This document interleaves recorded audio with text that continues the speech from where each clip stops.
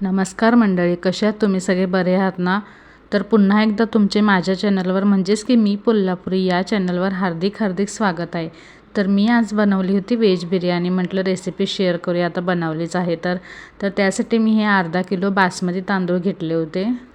बिर्याणी बासमती तांदूळ आहेत आणि घरामध्ये आपल्या जेवढी भाज्या असतील ना तेवढी तुम्ही घाला, खूपच छान टेस्टी लागते. मी गाजर, बटाटा, फ्लावर आणि कॅप्सिकम म्हणजेच की ढबू मिरची घातली होती. तुम्ही बीन्स म्हणा किंवा हिरवे वाटाणे असले तर तेही घालू शकता. कांदा थोडासा मी तळून घेतला होता आणि कांदा टमाटर फोडणीत चिरण्यासाठी कापून ठेवला होता. त्यासोबतच मी काजूही थोडे तळून घेतले होते आणि मी एकीकडे पाणी उकळवत ठेवलं होतं. त्यामध्ये ना मला असं खडे मसाले तोंडात आलेले आवडत नाहीत, त्यामुळे मी ते पहिला असं उकळी मारून घेते 5 मिनटं झाकून, म्हणजे त्याचा पूर्ण रस ना त्या पाण्यात उतरतो आणि मग मी त्यामध्ये तांदूळ उकळून घेते. तर मी भाज्या सगळ्या इथे फ्राय करून घेतल्या होत्या. काय होतं ना त्यामध्ये थोडंसं क्रंची पण येतं आपण थोडं तळून घेतलं की. तर हे पाहू शकता मी आता हे खडे मसाले गाळून काढणार आहे सगळे आणि मग ह्यामध्ये मी तांदूळ उकळून घेणार आहे.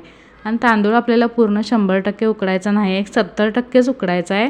कारण की जेव्हा आपण त्याला थर रचतो ना, म्हणजेच की दम देतो, त्यावेळेला ते 30% म्हणजे शिजून तयार होते.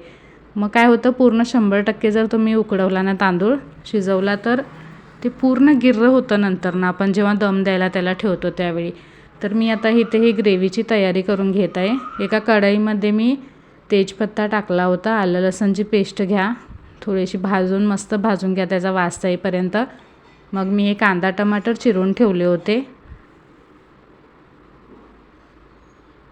ते ह्यामध्ये ॲड करणार आहे आता आणि पूर्ण असं एकदम एकजीव होईपर्यंत मस्त असं तेलामध्ये शेकून घ्यायचं आहे. कांदा टमाटर आहे हे.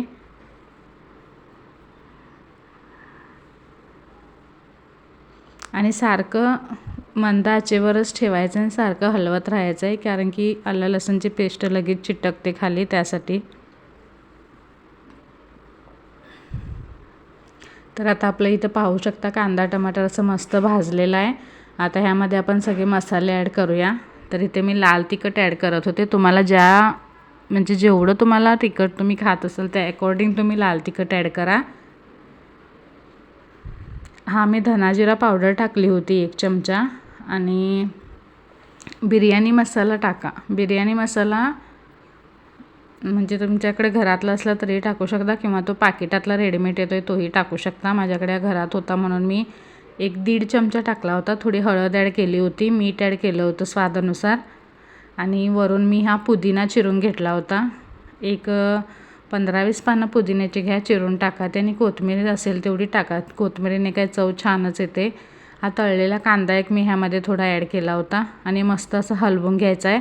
आता ह्यामध्ये ना मेन जी वस्तू आहे ती म्हणजे दही. तर 1 वाटी ह्यामध्ये दही ॲड करायचं आहे. दही ॲड करताना गॅस एकदम हळू ठेवायचा आहे, कारण की दही फुटू नये. काय होतं आहे, गरम गॅसवर तुम्ही जर दही ॲड केला ना तर पूर्ण ते फुटल्यासारखं होतं आहे.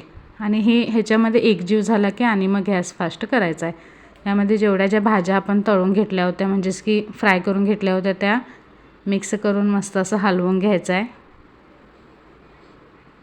आणि थोडंसं पाणी ॲड करून आता ह्यामध्ये शिजवायलाही ठेवायचं आहे. एक 80% भाज्या शिजवून घ्यायच्या आणि लिंबू एक पिळा ह्यामध्ये. जास्त पिळला तरी चांगलंच आहे, चव खूप छान येते. आणि तुम्ही ह्यामध्ये पनीर आता टाकला असला तरी पनीर तळून घ्या, चालतं आहे. मी पनीर तसंच कच्चं ठेवलं होतं गार्निशिंग करण्यासाठी, म्हणजेच की वरून सजवण्यासाठी. तुम्ही तळून जरी ॲड केला तरीच खूप छान टेस्ट येते. तर हे मी तांदूळ पाहू शकता, हे 70% मी शिजवून घेतलेले होते. तर मी आता हे थर रचत आहे.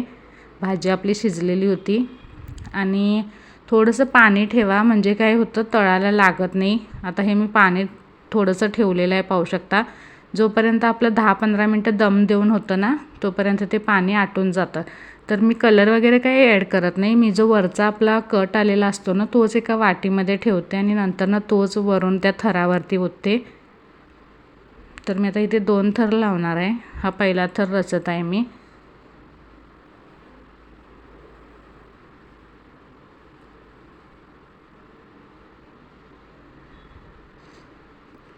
ह्यामध्ये मी हे कांदा टाकलेला आहे तळलेला वरून आणि थोडीशी कोथिंबीरची आणि पुदिन्याची पानं मिक्स करून ठेवली होती गार्निशिंग करण्यासाठी, म्हणजेच की सजावटीसाठी.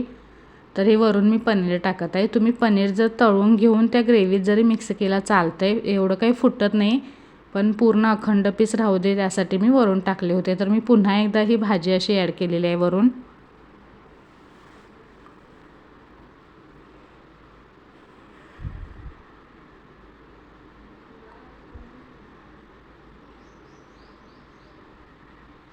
आणि आता हे शेवटचं हे गार्निशिंग करत आहे मी. हा दुसरा थर रचलेला होता मी. आता ही पनीर वरून टाकून होती तेवढी कोथिंबीर सगळी ह्यामध्ये ॲड करणार आहे मी वरती सजावटीसाठी.